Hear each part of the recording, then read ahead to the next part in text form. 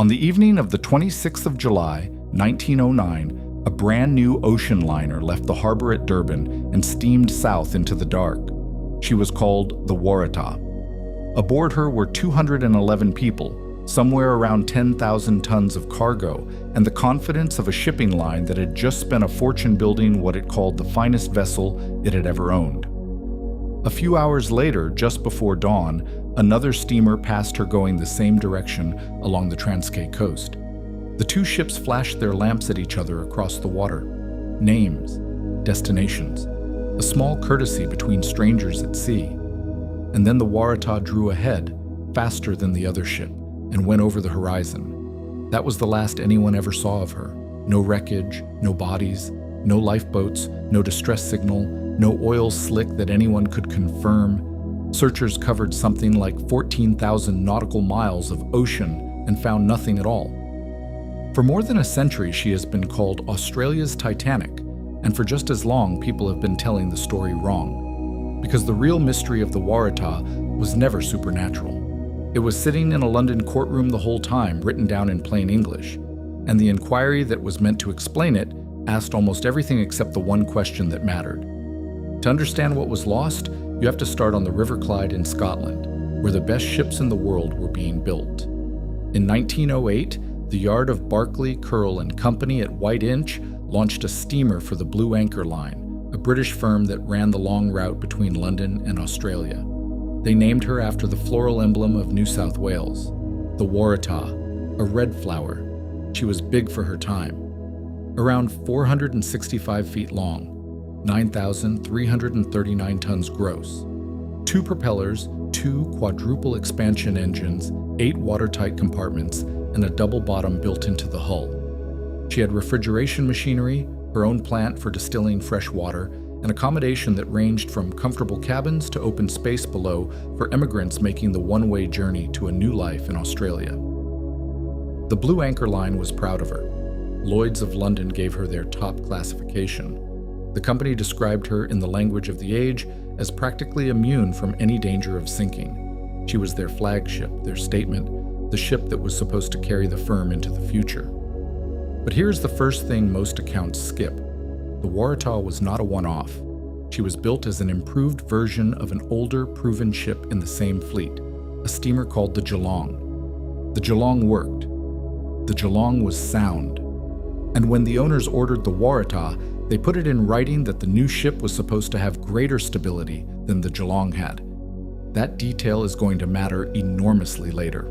Hold on to it. Her job was simple and grueling. London to Australia, loading cargo and passengers, then the long haul home around the bottom of Africa. On her maiden voyage in late 1908, she did exactly that. She sailed to Australia and back, full of immigrants on the way out, full of cargo on the way home. By any ordinary measure, the maiden voyage was a success. And yet, among the people who sailed on that first voyage, and among the men who commanded her, something quieter was being said. Not in headlines, in private. The new flagship did not feel right. She rolled strangely, slowly, and when she rolled, she seemed to hang at the far end of the roll a beat too long, as if she were thinking about whether to come back up. To a passenger, that is unsettling. To an engineer, it is data. And on the second voyage, one engineer was paying very close attention. His name was Claude Gustave Sawyer. He was an engineer, a company director, and a seasoned traveler who had spent a great deal of his life on ships. He boarded the Waratah in Australia for the voyage home, and almost immediately, he did not like the way she moved. The detail everyone remembers, the one that has been told and retold, is the bathtub. Sawyer claimed that as the ship rolled, the water in his bath would climb the side of the tub and hold there, at a steep angle, far longer than it should before sliding back. He timed her rolls. He watched how she recovered. And he came to a conclusion that no one in authority wanted to hear. The Waratah, he believed, was top-heavy. Then came the dreams. Sawyer reported a recurring nightmare. A man, he said, dressed in a strange, old-fashioned costume standing over him, in one hand a long sword, in the other a cloth soaked in blood. The same vision more than once. He took it as a warning. So when the Waratah reached Durban on the morning of the 25th of July, 1909, Claude Sawyer did something almost no one else did. He got off. He took his luggage, he disembarked onto the dock, and he let the flagship sail without him. Before he eventually left for England, he sent word to his wife. The message, as it was later recorded, read, "Booked Cape Town, thought Waratah top-heavy, landed Durban, Claude." He had no proof. He had a bad feeling, an engineer's instinct, and a nightmare about a bleeding swordsman. People on board reportedly thought he was nervous, even a little ridiculous. He was the man who fled a perfectly good ship over a dream. 18 months later, he would be the man explaining to a court in London why he was still alive. But it would be dishonest to pretend Sawyer was a lone prophet ignored by fools, because the captain of the Waratah was no fool. He was, by most accounts, the most respected master in the entire fleet. Joshua Edward Ilbrey was around 69 years old and had spent close to half a century at sea. He held his master's certificate from the 1860s. And crucially, before he commanded the Waratah, he had commanded her older sister, the Geelong. He knew exactly how a good blue anchor ship was supposed to behave because he had sailed one for years. Here is what the records actually support, and here is where we have to be careful, because legend has put words in this man's mouth that he never said. There is no surviving letter where Ilbrey declares the Waratah a death trap. What the inquiry recorded is more restrained and in some ways more haunting. He was not completely satisfied with how she handled. There had been a sharp disagreement over how she was loaded. At Durban, he ordered coal restowed to correct a list before he would sail. And before leaving Australia, he remarked that his crew had only now gained the necessary experience of the ship's peculiarities. Peculiarities, that is a careful man's word for a ship he is still learning. He was a cautious commander who did not take risks, and he was taking a brand new, slightly strange vessel down one of the most dangerous coastlines on Earth. He just didn't know yet how dangerous. The Waratah left Durban at about 8:15 on the evening of the 26th of July, 1909, bound for Cape Town. She was due there on the 29th. It is a voyage of a few hundred miles down the eastern coast of South Africa, a stretch sailors have feared for centuries. They call it the Wild Coast, and it earns the name. What she was carrying is one of the most argued over facts in this entire story, so let's be precise instead of dramatic. Popular accounts love the figure of more than 10,000 tons, and you will see it everywhere. The figure that comes from the official inquiry record is lower and more specific. About 6,250 tons of cargo leaving Durban, of which roughly 4,000 tons sat low in the holds. And down in those lower holds was something heavy and dense, around 970 tons of lead concentrate. Remember Sawyer's fear that she was top-heavy? Heavy cargo stowed low does the opposite. It pushes a ship's stability the right way. We'll come back to that contradiction because it's one of the keys to the whole case. A few hours out, in the small hours of the 27th, the Waratah came up behind another steamer, the Clan McIntyre, a slower cargo ship working the same coast. The Waratah overtook her. The two vessels exchanged signals by lamp, the names of the ships, where each was bound. Routine. Around 9:30 that morning, the faster Waratah pulled ahead and disappeared from the Clan McIntyre's view near the mouth of the Bashi River. That was it. The last confirmed human contact with the Waratah and everyone aboard her. And then the weather turned, not ordinary bad weather. The officer on the Clan McIntyre, a man with 13 years of experience on that exact coast, later said the gale that came up was the roughest he had ever seen there. Winds of exceptional strength, enormous swells, building through the day until by the 28th it had developed into something close to a cyclone, hammering the very water the Waratah had sailed into. She was due in Cape Town on the 29th. The 29th came. The harbor waited. The Waratah did not arrive. At first, no one panicked.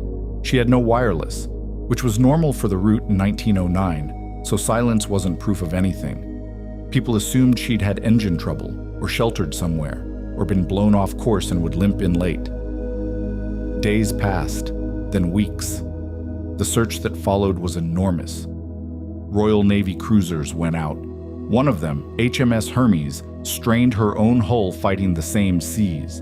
A ship was chartered specifically to look, and she zigzagged across the Southern Ocean for the better part of 2 months, covering around 14,000 nautical miles.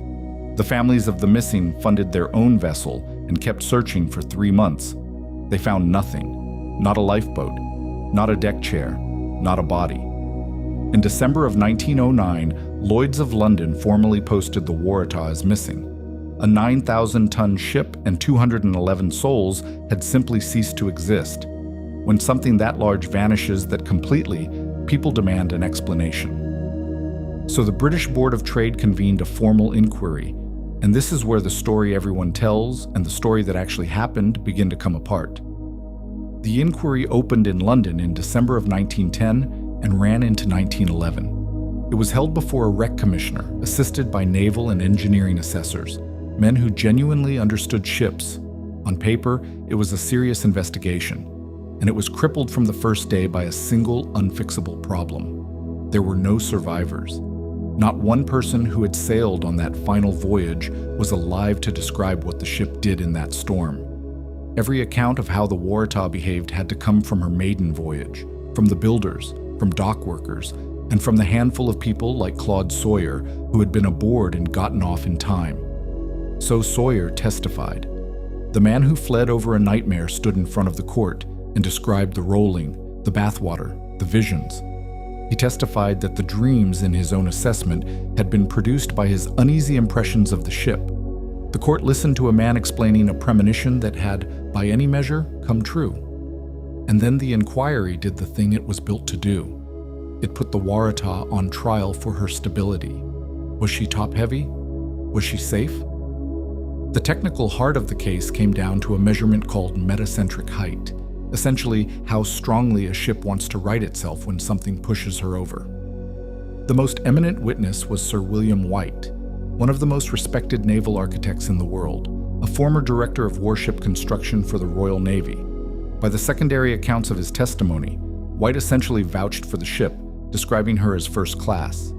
The builders defended their work. Lloyd's top rating was cited, and against that, you had passengers and dock hands giving flatly contradictory impressions, some insisting she felt dangerously tender, others saying she seemed fine. Faced with no wreck, no survivors, and contradictory testimony, the court reached the only verdict it honestly could. It could not determine the cause with certainty.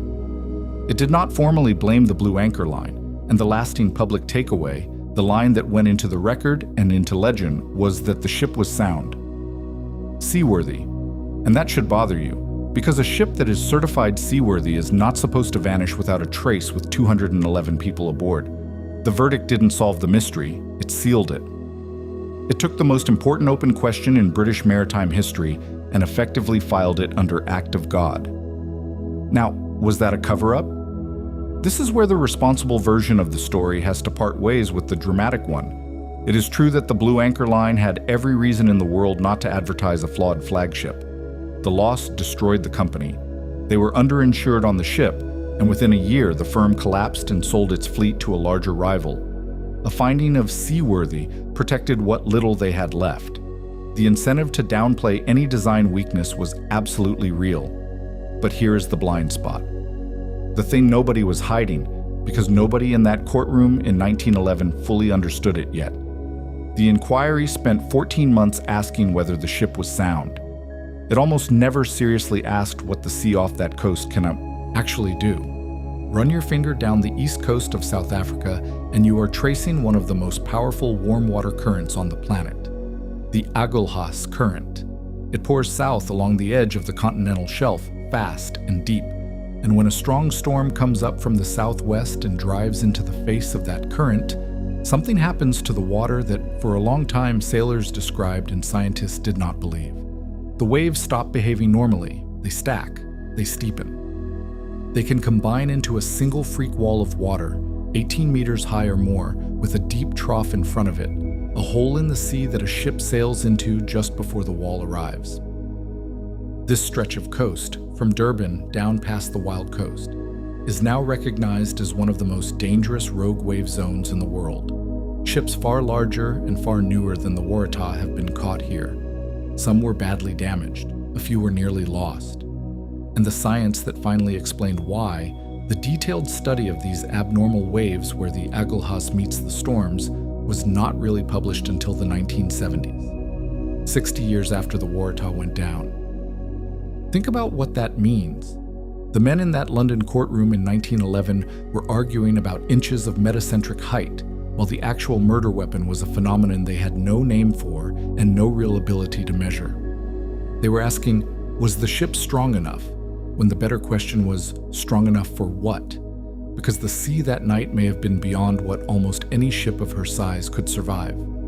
A modern analysis of the voyage, published in a maritime archaeology journal in 2025, reconstructed where the Waratah most likely was when that storm peaked. The conclusion is sober and specific. She probably met her end out where the storm collided with the current at the edge of the continental shelf, and the most plausible single cause is that she was overwhelmed or capsized by a rogue wave and went down fast in deep water. Fast, in deep water, far from land. That explains the one detail that has tormented people for over a century: the total absence of wreckage. A ship that capsizes and sinks in minutes over a deep shelf edge doesn't necessarily leave a debris field that washes ashore. The sea closes over it and keeps it. And now we come back to the Geelong. Remember her? The sound-proven sister ship the Waratah was based on. If the Waratah had some fatal, obvious design flaw baked into her DNA, you would expect the Geelong to have shared it. She didn't. The Geelong sailed on safely for years. She served as a troop ship in the First World War, and she was finally lost in 1916, not to any flaw in her design, but to an accidental collision in the dark with another ship, with no loss of life. That comparison is the quiet hammer that breaks the folklore. The near-identical sister ship, built to a slightly less demanding stability standard, lived. The difference between them was not a curse and not a ghost. The Waratah was a slightly tender but fundamentally sound ship, carefully loaded in the hands of an excellent captain that had the catastrophic bad luck to meet one of the most violent sea conditions on Earth on only her second time down that coast before her crew had fully mastered her. That is a less romantic answer than a haunted ship or a cargo of cursed gold. It is also far more likely to be true. So why don't most people know this version? Because for 100 years, better stories kept winning. Start with the nickname. Australia's Titanic. It's evocative, and it's also slightly misleading. The Titanic sank 3 years after the Waratah in 1912. There was no iceberg here, no band playing on deck, no famous last night of luxury. The comparison flatters the legend and flattens the facts. The Waratah deserves to be understood on her own terms, not as a southern echo of a more famous disaster. Then there's the gold. You will hear that the Waratah was carrying a fortune in bullion, sometimes hundreds of tons of it. The careful archival work doesn't support it. The bullion on her manifests appears to have been base metal ingots, lead, and the like, not a king's ransom in gold. The treasure is part of the romance, not the record. And then there are the discoveries. More than once, explorers announced that they had finally found the Waratah resting on the seabed off the South African coast. Each time, hope soared, and both times, when the wreck was actually examined, it turned out to be the wrong ship entirely. The same vessel, in fact, in the most cited case, a British cargo steamer called the Nailsea Meadow, sunk not by any 1909 mystery, but by a German U-boat in 1943. 2 crew lost, the rest rescued. The man who led the longest search eventually gave up. He said he had exhausted every option, that he no longer had any idea where to look. To this day, the actual wreck of the Waratah has never been confirmed. She is still out there, somewhere off the wild coast, in the deep water at the edge of the shelf, exactly where the science says she should be. 211 people, 92 passengers, and 119 crew. Families emigrating, sailors working a route they'd worked a dozen times, a captain at the end of a long and honorable career. They did not vanish into a ghost story. They sailed into a storm that the best minds of their age were not yet equipped to understand, and the sea did the rest quickly and kept its evidence. The blind spot was never that someone hid the truth. It's that the right question hadn't been invented yet. The inquiry asked whether the ship was sound, and the answer to that question let everyone stop asking the harder one. Sometimes a mystery survives for a century, not because the evidence was destroyed, but because the people investigating it were looking at the wrong thing. The Waratah is still down there. And now, at least, you know roughly where to look and what to look for.